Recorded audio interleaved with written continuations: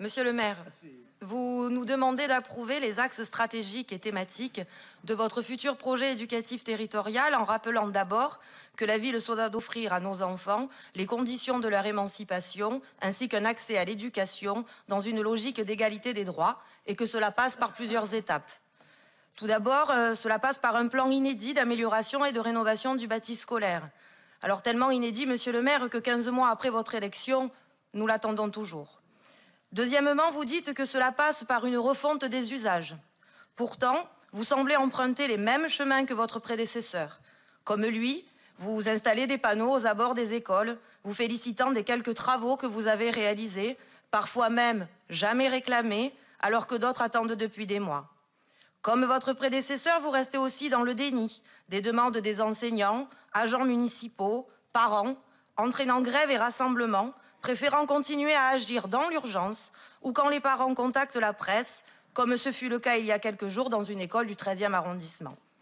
Et rester dans le déni, monsieur le maire, a conduit à ce que, peu importe qui est à la tête de la ville, à Paris, on ne fait plus confiance à Marseille. Des aides, oui, mais avec des décisions finales qui ne vous appartiendront plus dans certains domaines. Vous rajoutez aussi dans votre rapport pour des écoles plus vertes, inclusives, ouvertes sur les quartiers, sans présenter quoi que ce soit pour qu'aux abords de nos écoles et aussi à l'intérieur, vous rétablissiez la sécurité. Nous savons ce que donne cette idéologie d'ouvrir les écoles vers les quartiers où il se passe les choses les plus condamnables. C'est prendre le risque d'y faire rentrer l'irrespect, la violence, le communautarisme. L'école doit être protégée et rester un sanctuaire où les enfants doivent apprendre à lire, écrire et compter. Enfin, vous dites que cela passe par la construction d'un projet éducatif ambitieux. Là encore, difficile à croire, quand nous voyons que les thématiques sont à peu près les mêmes que votre prédécesseur. Quelle ambition!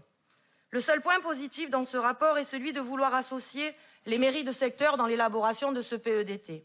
Cela fait des années que nous répétons qu'elles peuvent et doivent jouer un rôle important dans la gestion de nos écoles. Elles ont cette proximité avec les établissements scolaires, siégeant notamment dans les conseils d'école, cette connaissance des associations, des infrastructures et de leur territoire. Mais monsieur le maire, les associerez-vous vraiment? Prendrez-vous vraiment en compte leurs projets, leur vision de leur territoire? Et pourquoi ne pas associer aussi toutes les tendances politiques de notre hémicycle, surtout quand vous évoquez dans le rapport, et je cite, « une concertation la plus large possible ».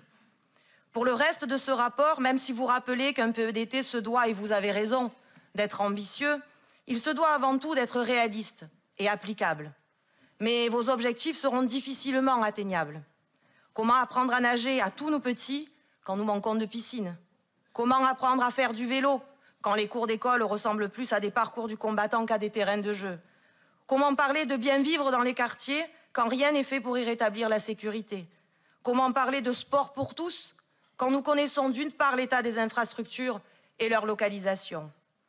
Et comment vous croire quand, depuis des mois, vous nous demandez d'approuver des groupes de travail, vous nous parlez d'un plan école, de concertation, d'études, d'expérimentation, de réunions, d'axes, mais rien de concret. Les mois défilent et vous perdez beaucoup de temps. Et le temps perdu, c'est de l'argent perdu. Alors ne mettez pas, comme vous l'avez dit tout à l'heure, la poussière sous le tapis. S'il va de soi, bien sûr, que nos enfants sont et doivent être la priorité de tous, force est de constater que pour vous et votre équipe municipale, priorité ne rime pas avec rapidité et efficacité. Pourtant, monsieur le maire, vous donniez l'impression, durant le mandat précédent, de connaître la situation de nos écoles, de connaître les inégalités que nous subissons entre les arrondissements.